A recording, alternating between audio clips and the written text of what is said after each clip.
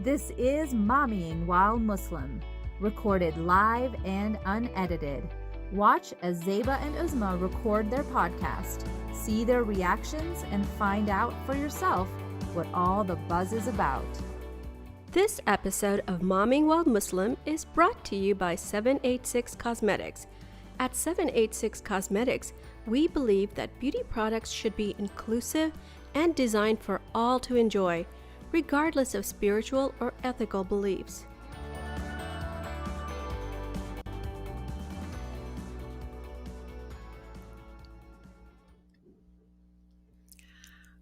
Assalamu alaikum, everyone. Welcome to another episode of Momming While Muslim podcast. This is Uzma Joffrey. And assalamu alaikum, this is Zeba Hus. We're back. Okay, I was like, what happened? I think We're you have to pixelated. I mean, it just... Oh, I'm Zeba Hassan, and you guys are watching and listening to Momming While Muslim. Uzma, what is going on with you, my dearest? I like your consolation hijab. Is that a consolation?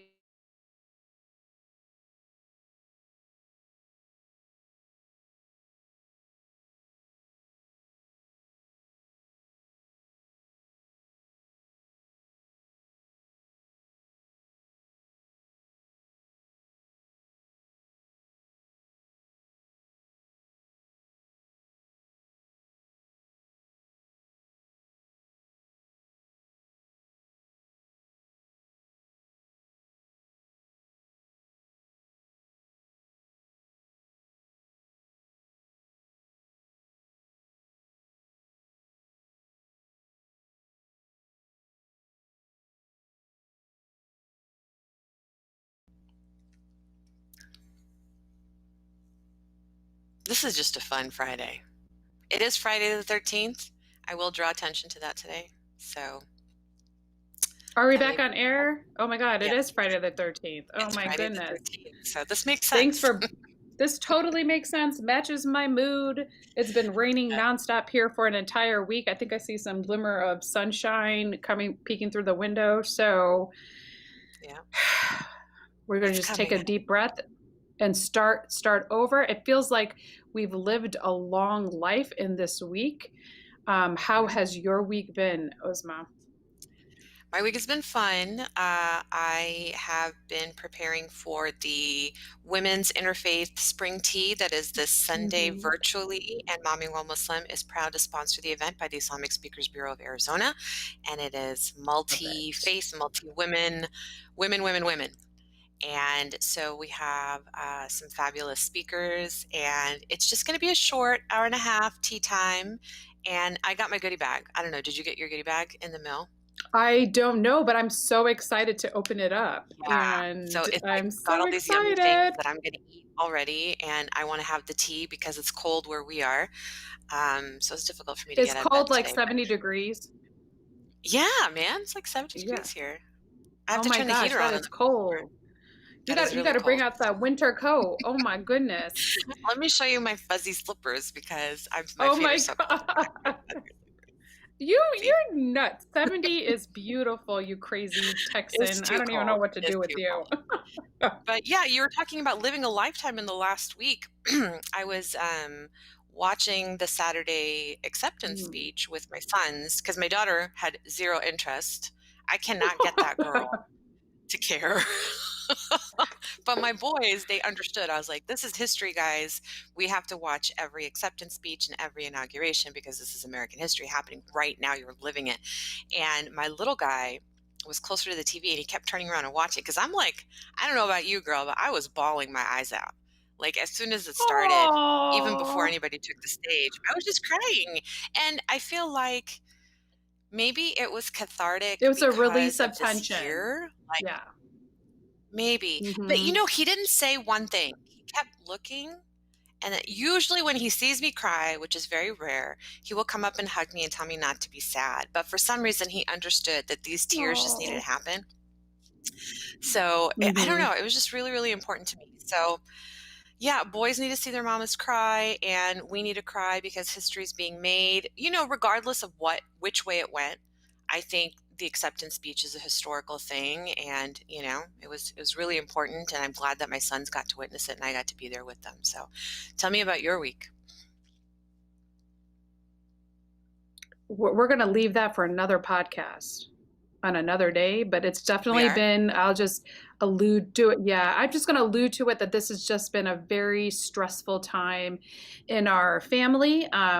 For those of you, I'm just without saying anything, it's just mental health issues obviously are very prevalent right now with the pandemic.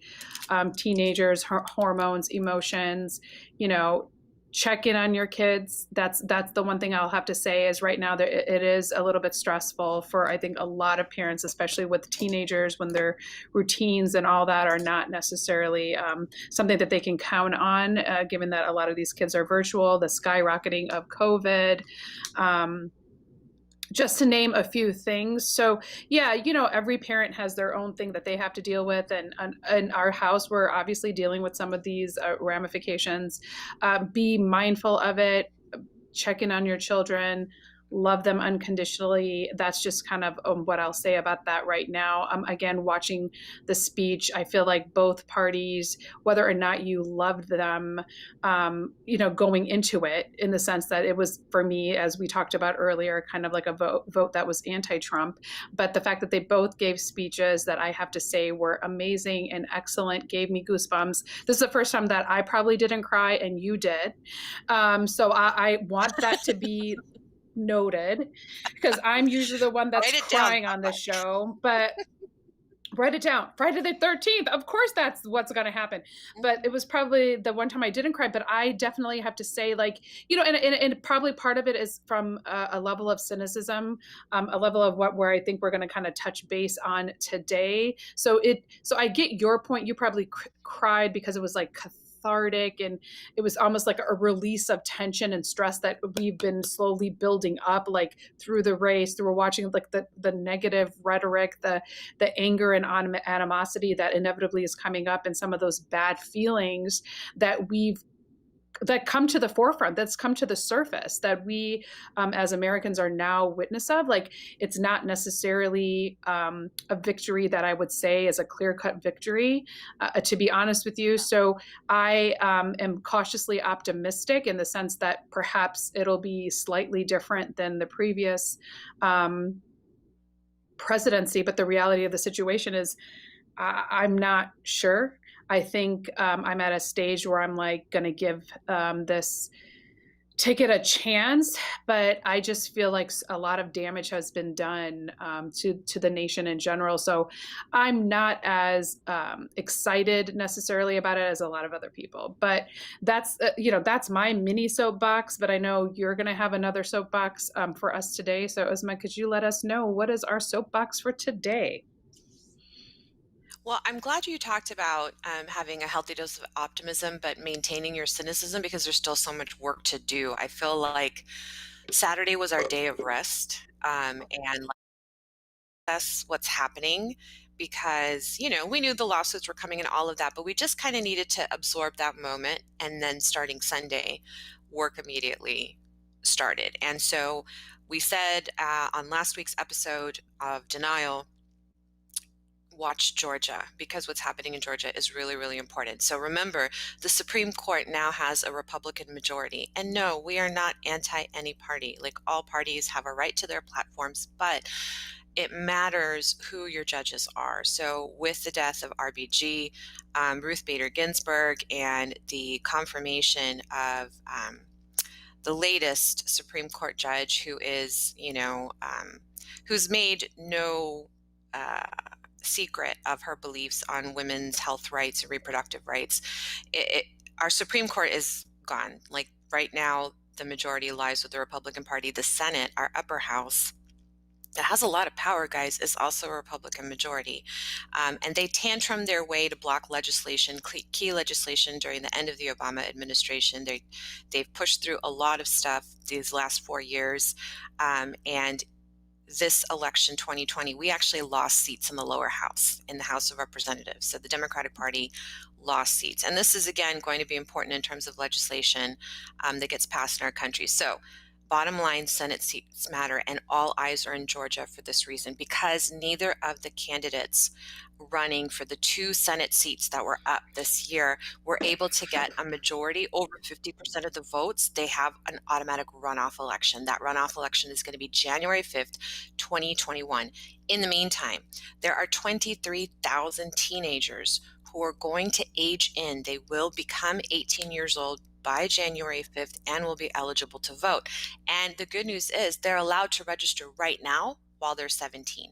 So there's a couple of movements that are working to register these 23,000 voters, because I mean, when a vote is within 4,000 voters, these things matter. So 23,000 is not a small number. Georgia, with the help of Stacey Abrams and other sheroes, has done amazing work to end voter intimidation, end voter fraud, and things like, what her opponent and the eventual governor of Georgia did was close a bunch of polling stations in an election year. Who the heck does that, So she's worked around it. We're linking those organizations that are supporting the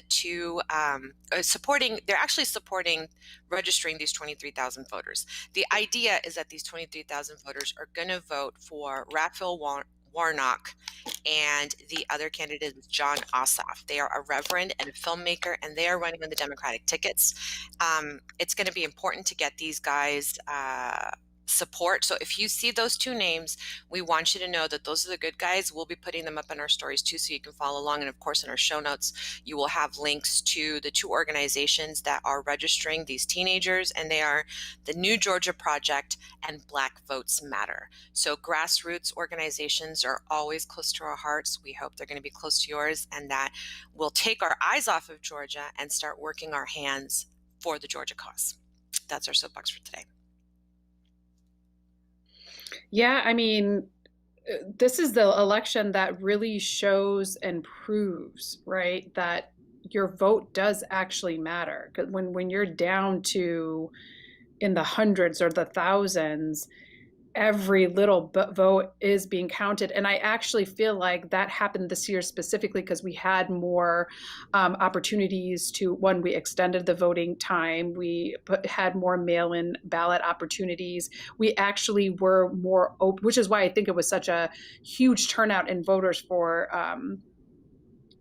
in general, right? Because there's just more opportunities for people to vote. So I feel like, one, I hope they realize that the participation went up because we extended some of these rules and guidelines, and perhaps we can use this, carry COVID aside, perhaps to be able to use this in elections for years to come. So that's what I'm hopeful for. But I know this month, we've been kind of going over the different stages of grief, and you were excited and we're happy on some level that the Democrats did win the presidency, obviously for a multitude of reasons.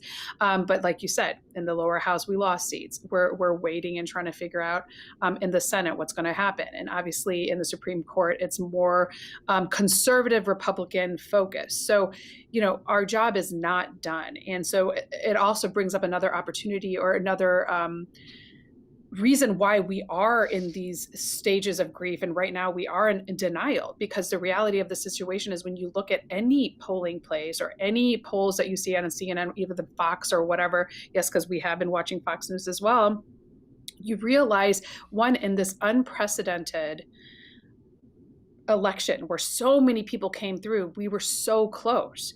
And that goes to show you the first time around when Trump was running, you didn't really know what he was about. This time, we do know what it's about, and we do know why he was running. And we're like, you still managed to vote for him. So from denial comes anger and frustration, because you're just like, how is it that the first time around you voted for him, and now you're still voting for him with all the rhetoric and everything that's going on right now? But let's just be honest. Everybody has a right to vote their conscience. I totally understand that. Our issue was trying to understand how that particular vote could be conscionable as both Muslims and American in this current democracy, because, our life, liberty, and some parts of our pursuit of happiness have been deterred and hindered with some of the speech and rhetoric that this other the previous presidency actually said to us. So how in the world can we not be angry at this? And of over a third of Muslim people actually voted for him. So we didn't necessarily want a Muslim mom to kind of bear the brunt of potential judgment, because we did actually go and ask a couple of people that have voted, like, why, and they didn't really want to come out. And the reality of the situation, I was talking to the love of my life, and he didn't vote for Trump. I just want that to be said, but he kind of did give me a perspective about why certain demographics, potential voters, would actually vote for him. So instead of inviting a mom, I decided to invite my husband, Zafar Hassan, who isn't a Muslim mom, but he definitely got me to understand a little bit about why the Muslim voter would vote for somebody like Trump. Hey, honey, happy almost birthday. So I'm going to just say that he's celebrating a big birthday this year. So I just wanted to welcome my husband, Zafar Hassan. Assalamu alaikum, Welcome, everybody, Zafar. and thanks for having me. I do want to note, as I said before the show, I was quote unquote invited to come onto the show today, meaning be there on time. Now don't be like, and so that's how I wound up coming in today. Well, Yeah, I'm glad to know that. a little bit browbeat, no worse for the wear. So, Zephyr, we usually start by asking our mom guests to tell us their mom's story. But in your case, we're going to ask you to talk a little bit about your kids, if you're comfortable, and then your dating philosophy. And then you can wrap it all up by talking about how wonderful a mom your wife is. Yeah, the last one's the easiest. She's actually a fantastic mom and wife, and the kids have been very blessed on that. In terms of parenting philosophy, I'd probably keep it relatively short. I think we share a view that environment is everything, right? And so we want the kids to be able to talk, and we're not demanding from themselves perfection or even from ourselves. On the contrary, I think our hope is to get them talking to us so we can sort of, as I say, head shape them, and or as my parents say, brainwash. You must brainwash the kids, but you got to get them talking to do that. And so we put a a premium on trying to get them to talk to us and just sort of hear and understand where they are, and then we can kind of roll out the velvet gloves. And I don't want to come across as somebody who pretends to know the answers. This is a journey. We all go through the journey. I think a lot of Muslim families, I think a lot of American families, I think a lot of American Muslim families face the same tensions. And when I talk to people like at my office, they'll say, we had a teen drama night last night. And that happens in our house sometimes too. And I think instead of pretending that that's not true, we probably all gain a lot more by understanding that we have these things in common, usually inside of a probability distribution that's somewhat normal. And then there are times where it's outside, it's on the tail end one way or the other. And then maybe you might need something a little bit more professional.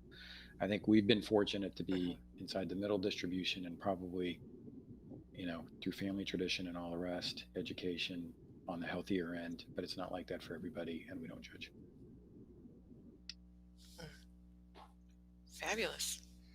Yeah, I mean, we're trying. Everybody is doing the best that we can, and just to go with what he was saying, like the fact that we actually do complement each other, parenting style wise, I appreciate it, because I definitely would not be able to do this without him. So I appreciate that. So thank you, honey, without making you feel weird.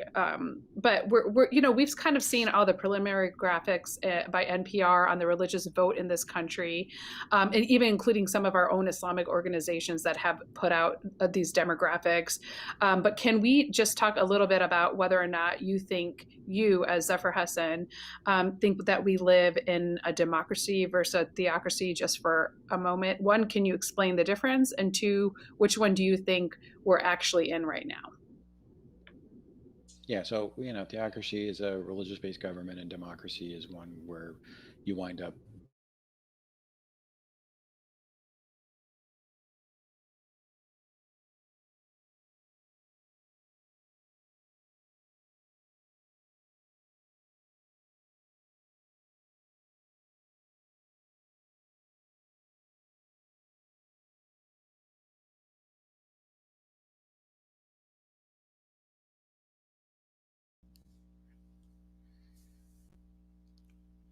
It's just Friday the 13th. Sorry, We're y'all. just going to accept it. Yeah. Gonna run with it. Hey, you guys are back? We're back. All right. Professor Hassan, theocracy Yeah. versus democracy. Yeah. So what I would say is, I would say clearly a democracy. People vote here. The vote counts. People get to participate in government. You get to participate through speech. You get to participate through financial support, and you get to participate, most importantly, by participating in elections. And so I'd put this squarely in the democracy category. You would. So Uzma's eyes are a little bit big. So why don't you tell people why you may or may not agree with them? Well, I feel like, we say we're a democracy, we say we're a capitalist society, these political and economic models, right? But those are so much, I feel like those are kind of like the false gods or the false idols of America. They are the faces or the labels behind which white Protestant evangelicals hide, because we know that that's the majority of the vote that went the other way. But on top of that, I don't just think they're masks, because the laws that these groups have been able to get passed through extensive lobbying and getting their officials elected into local and national level government, the laws that they got passed here, and we're talking abortion, we're talking about stuff that helps the rich, stuff that helps religious houses of worship that happened under George Bush Jr., I believe. If those kinds of laws got passed in a Muslim country, they would be called Sharia law by these same dudes who are passing these laws over here. And I will say a lot of women as well. So what we've instituted in this country in terms of like trap laws, which are anti-abortion legislation, outlawing uniforms in certain professions, from the military to protective services like the police here. It's just Sharia law under a different name, under democracy, under capitalism. So are we a true democracy? I don't know, but then I didn't go to law school. I just, as a person who's inside, I feel like the eye of the storm, I feel like we're not so far from a theocratic society. I just really don't feel like that. I think there's a lot of hypocrisy in our democratic system. Yeah, so I think there's a lot of hypocrisy in the democratic system as well. I wouldn't disagree with that, and I would actually have a lot of respect for the way you're putting forward the view. What I'd say here is, if we look at SAT diagrams, you can have both. Like, you could have a religious-based government where people still vote, but ultimately, the laws that you're talking about come from representatives and legislatures who were in turn voted for by the people. So each society's got to decide for itself how it wants to shape its political values. And at the most fundamental level, there are probably three political values. There's freedom, there's order, and there's equality. And if you just think of those three as the principal political values, you can probably at any one time push two of them, but it'll come at the expense of the third. So if I put in a seatbelt law, I can push for order, safety in this case, but I'm taking away the freedom to not wear that seatbelt. And we could just list a bunch of different examples that look like that, where there are trade-offs between these three values. And then you can start looking across societies and say that the Taliban would be super order-oriented. Nazi Hitler would have been super order-oriented. And then there are other societies that are really pushing for freedom, or maybe pushing for equality, or both. But each society is deciding what that mix is going to be. To me, when I say this is democratic, what I'm saying is the system is set up for people to vote, elect legislators, and then those legislators are passing laws that determine this shift between these three basic political values. And that's what I mean by that. The people have made the choices when they voted for George W. Bush, that this is, the set of policies that they are looking for. And so I'll just pause there. No, I think that's fair. No, I can yeah, and hang with that. Go ahead. So can we, just for our non-Muslim viewers and listeners, can you explain Sharia law? Because I know that that's something that gets tossed around a lot, and it's definitely something that people fear when you don't actually know what it is. So, babe, babe Zephyr, sorry, I have to stop calling you babe, Zephyr, can you please give a quick synopsis of what Sharia law actually is? I like babe. Ooh, baby. What I would say Yeah, he's on just so annoying. what I would say, baby. So here's what I would say on Okay, say the Sharia law. law is okay. It actually should be frightening to some set of people because I think if we're having an honest conversation about this, there have been times where Sharia law, as interpreted by some particular governments, may not look like, uh, a representative, expansive, and inclusive model. That has happened. That is part of our history. We should not, and it's more recent history. We shouldn't be shy about that. What I think is more troublesome on the Sharia law point is the concept that is used by certain people in either the media, the conservative media, or conservative politics to say that Sharia law is going to take over American law, which is absolutely Mhm. absurd. And secondarily, there are aspects of Sharia law that would be perfectly compatible with US law. And so, depending on the Sharia scholar, just like you've got, Amy Coney Barrett on one side, and you've got RBG on the other side of a judicial spectrum, you would see that on the Islamic side too, including secularism, which would be an authentic Islamic law concept, and ranging everywhere in between. And you would have different jurists at different times making different types of commentary about what's appropriate and what's not appropriate legally. And it's that debate, that vibrant discussion that's sorely missing in the Muslim community, I would say almost worldwide. Almost. I think things are changing. Mhm. That's the issue. So when, a congressman from Tennessee starts talking about Sharia law, he's talking about one defined Taliban slash, Wahhabi type version of what he's seeing and may not fully appreciate the breadth and scope of what that Sharia law principle is. And it is as broad and wide and inclusive as what we've seen on the American side. It's not a battle I'd fight if I were in the American Muslim community because the entire premise is absurd of it taking over here. It's just merely a scare tactic.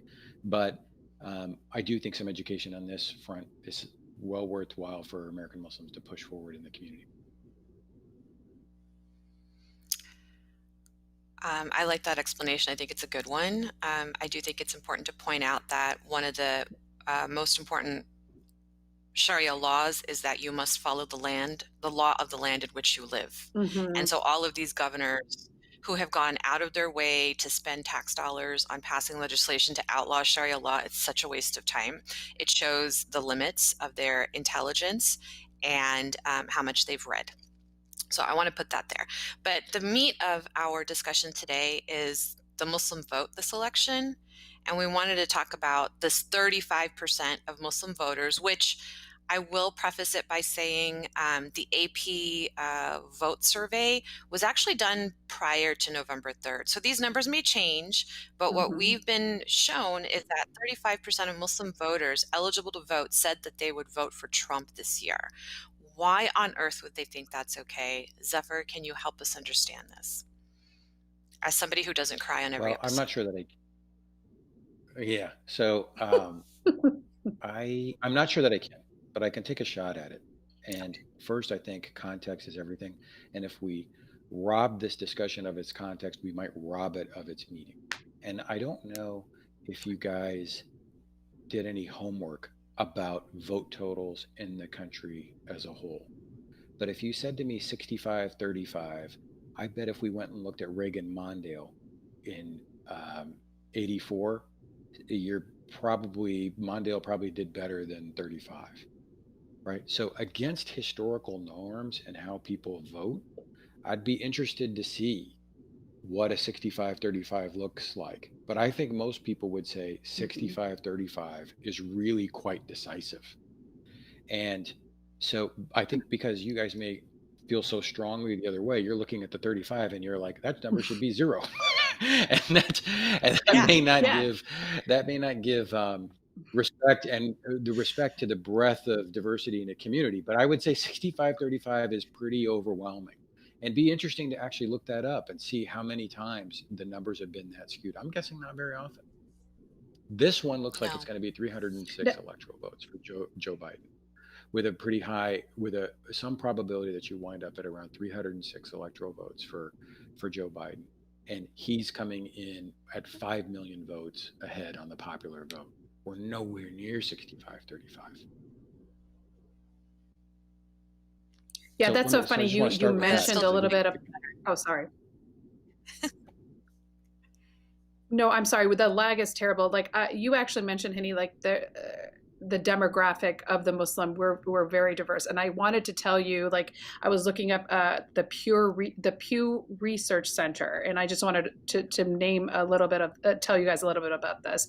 Like Muslim Americans are one of the most ethnically and racially diverse groups in the United States.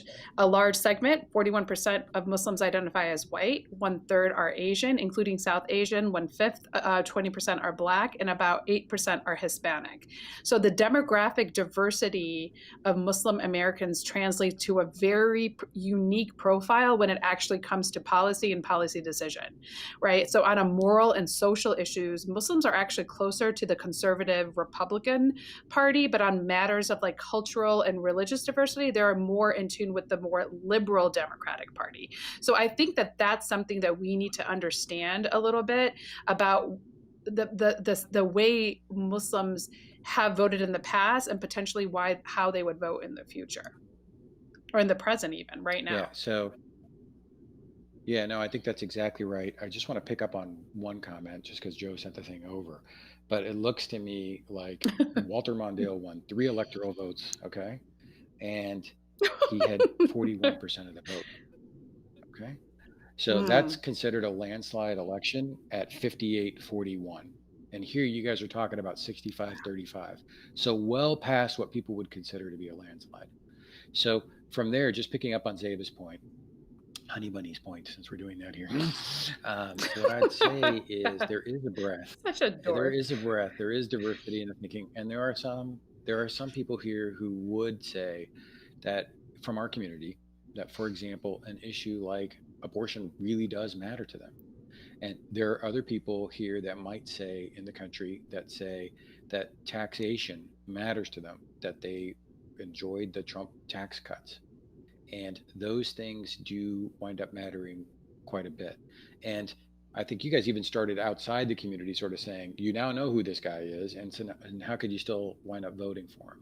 And I think what's so important in analyzing anything like this is to understand, to me, the role of bias and background and context when you make a decision, whether it's to vote or other decisions that you might make.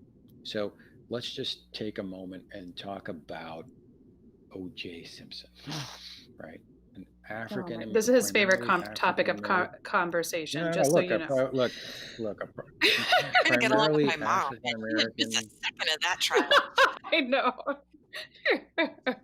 Nice. She have tapes. I don't have tapes. I'm kidding. But He would be all about but but what I would say there is a primarily African American jury let O.J. Simpson off the hook, and I believe he was guilty, right? And if you look at Rodney King, a primarily white jury let the cops off the hook, even though there's video of them beating Rodney King well past what was necessary, right? And so you have the role that race, for example, or the role that, well, in this case, race, plays in people's perception of innocence or guilt. In the case of whites, how they viewed those cops. In the case of African Americans, how they viewed OJ is huge. And it colors your perception of what is right and wrong and how you wind up making a decision. And that's just so important to understand whenever you're looking at a vote count or anything else. And those are a couple of examples. I think one, what I would say, being neither white nor black, is that they were all wrong. Those cops should have been convicted. OJ should have been convicted. But the race and the background, the relationship with the police that each of the communities that were the jurors had informed how they made that decision. And so I think that is pretty fundamental to how we ought to be thinking about these things. I think that that's important because when looking at the same data by the AP, the Associated Press, the top 3 issues that Biden voters said they cared about was the pandemic, climate, which, I love planet Earth, but I don't get all of this like to do about climate control, but all right, fine. And then racism. And then the top 3 issues for people who were planning on voting for Trump were immigration, abortion, and economy. And then all voters, I think the majority, not all, but the majority of voters, it was like 41% said the pandemic was number 1, regardless of their party affiliation. So just looking at these 3 different issues that the voters of each party cared about, I mean, when you're talking about the background that people come with to approach them, what are we missing that there's such divisiveness in even the basic platforms that we care about? Like, what are we not doing right that we're not finding more unity or more direction in the way that we want this country to go? Yeah. So to me, Mhm. the barbells have taken over. And what I mean by that is, if Barbells? again, I set out a normal distribution, yeah, the barbells, I'll tell you what I mean. If I set Mhm. out a normal distribution of voters, then what you'd want to see happen is that you've got one end that's to the right, and they're just not going to move off of that. You've got another end that's to the left, and they're not going to move on that. In a healthy, functioning society, then, and I think what happened a lot of times historically is that the two parties are now fighting for the votes in the middle, like this part of that normal distribution. They want to get to 51 in the middle part of that distribution. And that's the name of the game. And so, what would wind up happening if you take the 92 election between Clinton and Bush won, right? The big issues were 33% taxation, marginal taxation versus 36% marginal taxation. And my feeling here is that over the last 30 years, this has changed where if you want to be the final candidate at the end, right? The final Democrat nominee or Republican nominee, then in order to have gotten there, you really had to play to the base, and you really had to play to the Mhm. left base or to the right base. And you had to do that endorsing things that make you then regret where you are when it comes time for the general election. So you can't just say defund the police is ridiculous, nor can you say that the Muslim ban is totally ridiculous. And because if you do that, then there's a base of followers that will not allow you to become one of those final 2. And I think that's super important.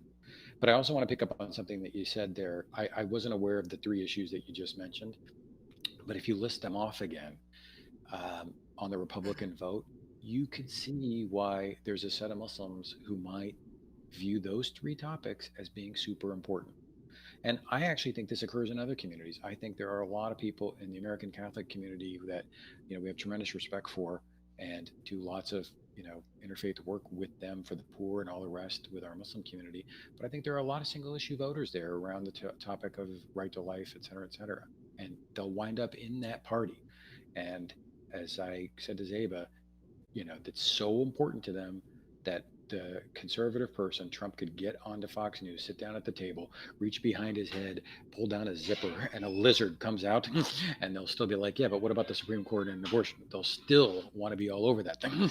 And it's just that they're a single issue voter, and that's where they're going to be.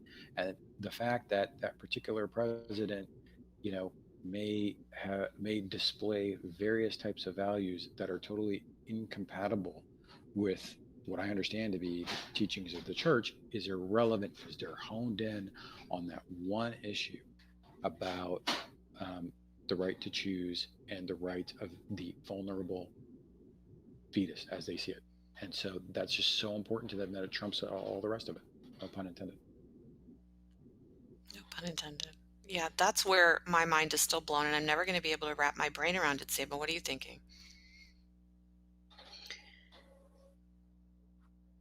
We've always talked about this before. Like, I am, probably more moderate, and actually, believe it or not, more on the right side of moderate. We've talked about that openly, but because of certain racial things, I've voted against what I would normally vote for, because I feel I agree with what Zephyr's saying. That the barbells have taken over, these crazy extreme people.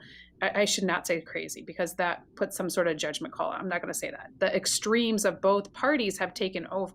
So then somebody like myself, that's literally right side of the middle for a lot of things, because I am in that demographic. We had our abortion conversation, but I'm also like not willing to have the government come in and take over the rights of other people. So I'm open enough and to understand that other people feel differently, and I'm willing to vote that way.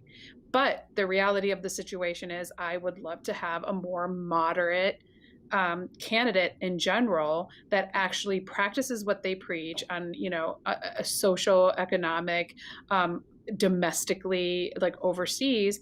And I'm not as optimistic that even with the change, the quote unquote tide being changed, that it's just I feel like it's going to be just more of the same, to be very honest with you. And history has kind of showed that, but they just put a different face on it. But it is more of the same. Is he better than Trump? Yes, because I feel like that aggression, the way that he talks, the way that, he definitely has some mental health issue. Open up with that. Now we're just going to talk about that. So do I want him to be president? No. But I feel like, when we think, oh, the tides are changing, I don't feel within my gut that that's going to be the case. So I don't know where that leads. So that does make me angry. Like, to go back to our original topic of anger, like, what is wrong with our society, or with what has happened to our democracy? Or maybe it's always been there and I'm just becoming quote unquote woke or more awake to the situation. What can we do as a community to kind of address these types of issues? I don't have the answer to that, but I feel like we need to start having these types of conversations, because I am very leery of passing this down to the next generation. Yeah. Zephyr's talking about voters voting based on single ticket issues. And to me, that says that, and I remember being in high school and being the opposite party and saying, I don't care about what else such and such believes, as long as they're pro-life, I'm voting for them. Which, as a high schooler with the full course load and, my stupid high school drama, I didn't have time to research the other issues. But okay. Right. I was in high school. It was my first time voting. I get a pass. But for grown adults who have vested interest in knowing all of the issues, where are we going wrong? And I think that is more of a systemic problem. It's not just in the classroom. It is happening outside of the classroom where, going back to another reference that for me, there's brainwashing happening where people are not learning the issues. And I think that's the situation. So on observing and on surveying some of these Facebook groups and conversations that are happening, Muslims that are justifying their vote for Trump are saying, we voted for because we like the tax breaks. We voted, like we talked about, on abortion. We voted because democratic foreign policy has historically not been friendly to Muslim nations. We had the drone attacks happening under Obama. In fact, we had the asylee crisis starting under Obama, where people were being caged. So it didn't start during the last administration, but it certainly worsened and got a lot uglier, right?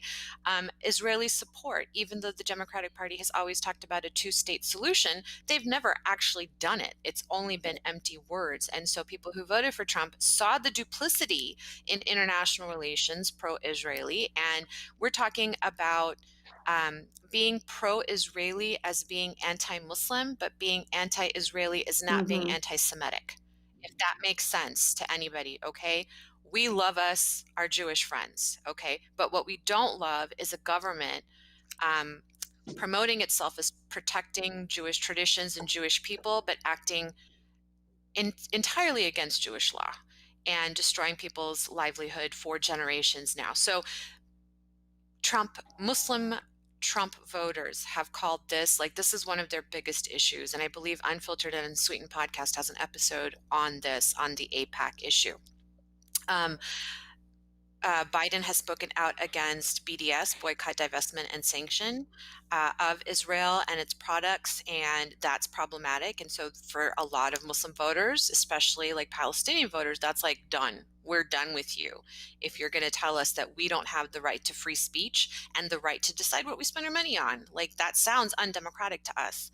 And then support of free speech and democracy everywhere else, like in France, America, Obama, Biden, as the faces of, have said that that's okay. But when a Muslim person does it over here, they're anti Semitic or they're like causing riots or, whatever, that's problematic. And then, of course, we have the Patriot Act, which has yet to be repealed. So for these reasons, I have seen Muslims say this is why I'm voting for Trump. But again, single tickets are the problem. What is our problem? The bigger issue is, where are we deciding that this single ticket is what's going to determine my vote? Why isn't there more invested in teaching people about the multiple issues that we need to care about? That's my concern and my Yeah. question. So what I Zephyr, think, you got any insight on that? yeah, and what I, yeah, and I don't know that I do, but what I'd bring it back to, roughly speaking, and again, I'm not an expert, I'm not a political scientist, et cetera, et cetera. But this concept that I mentioned a few minutes ago, which is that the way you vote is sometimes comes through your perception of the world and a particular issue. And so you might, if you're a Palestinian American, the issue you just described might be your single issue. That's the truth you've lived. Your grandparents have the deed to the house in the safe, but they don't have the property anymore because some settlement was built there. And so, like, there may be 15 other issues around tax and foreign policy and all the rest, but you can't get past that issue because that's who you are. That's what you were brought up with. And it's not unlike what I'm describing, with some of the Catholic voters. Again, like, if that's the single issue and somebody tells them they're going to be taxed to the tune of another 8%, they say it's worth it for me to do that because this issue is so sacred to me. And that's been my experience growing up in that particular church, that's what winds up mattering. And there are other churches that are in the South or wherever, rural areas where maybe they just had this view around, what it means to be Christian, to be like the saved people, et cetera, or lack of exposure to other minority groups. If you look at the map, cities tend to be blue, rural areas tend to be red. And what that's telling us is, like, there's an urban American experience and there's a rural American experience. And those are two different realities. And until those two different realities get well understood, then it becomes a difficult thing to come up with. Grievance, this is the point, I think. Grievance is extremely powerful. And when you listen to the left talking about white privilege, I think they've missed it. I think it's white grievance, not white privilege.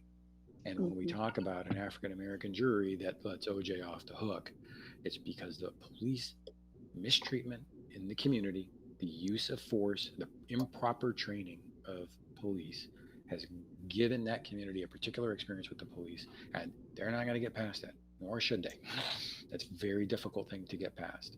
And so ultimately, what we have, and this is why people think it's so divided, is a set of communities and a set of voters that have competing sets of grievances. And the real shame of it, from my perspective, is that there are lots of these different grievances that exist that people really should be able to rally around. Right? So I actually think after, say, George Floyd, there would not have been many people who said, okay, that was okay. I think you could go to the most rural place in America where they never met an African American. I think they'd probably be like, no, that doesn't work. That guy was killed over a counterfeit bill. It's absurd, right? It's offensive, like, universally. And there's just enough there. I think the Trump vote brought forward that there's a set of people in America, middle America, including in the blue wall, who are white Americans who are falling behind. Coal jobs are gone, manufacturing jobs gone to China. We haven't made the investments in their education. And let's just call a spade a spade. Mhm. Trump helped us see that when nobody else was seeing that. And so now we know that there's an issue here to be solved and to be addressed. And it shouldn't be treated as purely a white issue. It should be treated as an American issue, just as the police brutality should be viewed as an American issue. But I just want to say that I think that this issue of grievance is very big. And once you have a grievance, it can drive a lot of decision making.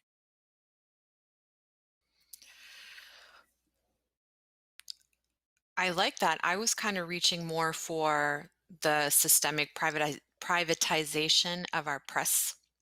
There's no actual free press in America providing unbiased opinions. Everybody has a slant and an agenda, it seems.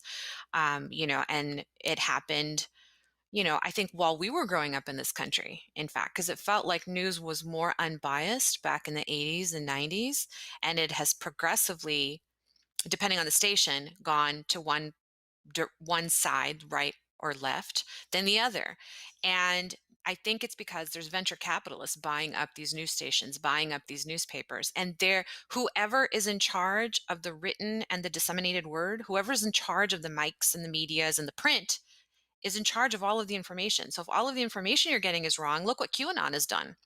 you know Look what's happened with digital, like with social media, all of the crap facts, the non-facts that have been disseminated. I feel like that's where we've gone wrong, and I feel like that's something we can change. The grievance part, it's going to take a long time, but I think this part, the dissemination of bad information, that can be fixed sooner rather than later, because it's still in its infancy, right? I feel like we can make a difference here. And then even with news stations and newspapers, I feel like on a national level, we can fix this. What are your thoughts on that? So if you go to the Soviet Union and they have state run media, that state run media has a particular set of incentives and directives around supporting the institution of the state. Here, you have a private media, as you're pointing out, they have a different motive, which is profits. And the Right. profit Mhm. motive can lead to a lot of sensationalism. If it bleeds, it leads, as they say, because you're trying to Hmm. sell Mhm. advertising, et cetera, et cetera. So sensationalism can get picked up in that kind of a way. But also, we tend to think of the media as driving ideas, and then there's without a doubt some truth to that. But sometimes what the media is doing is picking up what it is that people think. So you'll see people say, whatever Trump says, that's what I think. And what the media is doing in searching for an audience, searching for profits, is looking for that particular viewer and providing a media outlet for that viewer in the search of profits. So if what we're thinking about is just purely journalistic standards, they do exist. They exist at a high level at a number of publications. But the profit motive is always there. And that's also something that just has to ultimately be considered as part of the equation. That's a long-winded way of saying I'm not sure that I don't think there's a free press. I think it's a press that caters by opinion or otherwise to various constituencies that exist within America. I just think we can find a better, more democratic, more responsible, and accountable way where we're still disseminating information to the people, but the people are deciding who's doing it. Like, I understand the problem with state press because we've seen how dictatorships have taken advantage of that. That's not what we need in this country. But what we need is, maybe the House is going to be responsible for the press and deciding who gets in, but then that press has to have correct facts that they're putting out, and there should be some kind of penalty for disseminating something that's false, like doing it intentionally, which we So if you know there are news stations and there is yeah. print media doing that. There should be repercussions. And I The think that president's is doing it. What are possible we and it talking can be about? done. Yeah. The president Yeah. is So look, Yeah, doing this, I exactly. okay? So, like, what in the world are we talking about? Like, so if the head of the nation is literally, but you know, the weird thing is, guarantee you, he could pass a lie detector test because he doesn't believe He believes it. that he's Yeah. lying. I feel like he believes it. Mhm. So he would be like, I don't know what Yeah, you're yeah, I yeah. don't care how many facts you put in front of me. This is my version of the truth and I'm going to stick to it. So on some level, good for him. I- But sorry, babe, I totally cut you he's off. tapped in. No, no, no, you're good. He tapped into a vein of grievance, and that's what he's done. He's found a vein of grievance, and he's tapping it, and he's sort of milking it, and unfortunately taking advantage of a set of people that have that otherwise legitimate grievance. But in terms of consequence for the media, when we say that the House will be in charge of the media, then that's where we're going to start drifting toward the state-run media, and I have serious concerns about that. Right now, the way that I'd love to see the consequence for the media occur is if what you do is publish a bad story, right? Like Dan Rather did during the '04 election, he was dismissed. Like Brian Williams did, I want to call it '08, but maybe it was 12. Then you're dismissed and you lose viewers because you're no longer the trustworthy news outlet. But Mhm. again, because in so many cases, the news outlet has, and I'm way oversimplifying.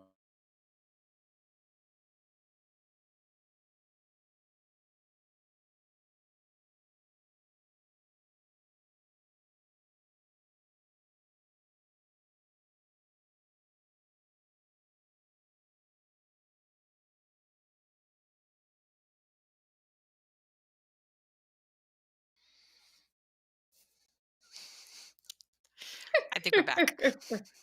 Hopefully, but now my poor husband is totally froze. Oh, there he is. Hey, But let's finish this thought because I feel like the Jins don't want us to continue talking about this topic for some reason, getting mad at us. But Totally. you were talking, honey. yeah, so I'm not sure where exactly I got cut out. You said So the if you news guys can, outlets and the accountability for them. yeah, so you'd want that accountability to be loss of viewers, loss of credibility. But, if you're talking about a Fox News versus a CNN, for example, I'm just picking two, then while if Fox News lost their credibility, then they probably would lose some viewership. And what's happening to Mhm. them right now is Trump's at war with them and saying go to Newsmax, which I think is even further to the right. But let's just be fair about this. Fox actually called your great state before CNN did. And so, look, I actually happen to believe that the media does a pretty good job in this country. And the set of issues that we have that I know this sister's like, I want to take this guy out. How could you be married to this guy? No more trivia night for you, man. But the reason I say that is that um, what's happening here is that these set of issues that you want in the public discourse is coming out in the public discourse. Yeah. And unless these news outlets tap into that vein, then we can't have these discussions. If you were to draw up what has happened across these elections, if you're in the 65% of Muslims, American Muslims, who voted for Biden, then you might say that having Trump win one term so that this set of issues that is really Comes to abhorrent to light. American comes to light, I gets agree. fleshed out, people start a dialogue, Yeah. and then he loses on the reelection. Having lost the popular election on the first one, this all could be healthy and this could all be cathartic because the next guy who wants to come in has to now think about all that. Like, do I really want to come out and say, I don't like people who got captured? Because I think there's a very good chance that Trump loses in Arizona. And I think there's a very good chance that if he does lose in Arizona, it's going to be because of Cindy McCain and because the guy said, I don't like people who get Oh, captured. yeah. It's deeply offensive. You It's don't mess deeply with offensive. McCain. And I think, by the Not way, in this state. yeah. And by the way, we'll have to see as you mentioned earlier or anywhere. You don't mess with McCain anywhere, in my view. And the same thing in Georgia. Like what happened in the 2018 election? It may be the type of thing where we'll see what happens on the Senate side, but there's a good chance Biden wins Georgia, and that hasn't happened, I think, since Jimmy Carter, but I may be wrong. Oh, you know what? I think Clinton might have taken Georgia. Forgive me, It hasn't happened Southern since Democrat. Jimmy. But oh, okay, my bad. But what I'm driving at here is now this guy has won. He ran 4 years of this policy. 70 million people are voting for him, but 74 million people are voting against him. And what they're really saying here is, we're not having this. Like, this is not acceptable. Like, by vote, we looked at this, we tried this out, and it's not working.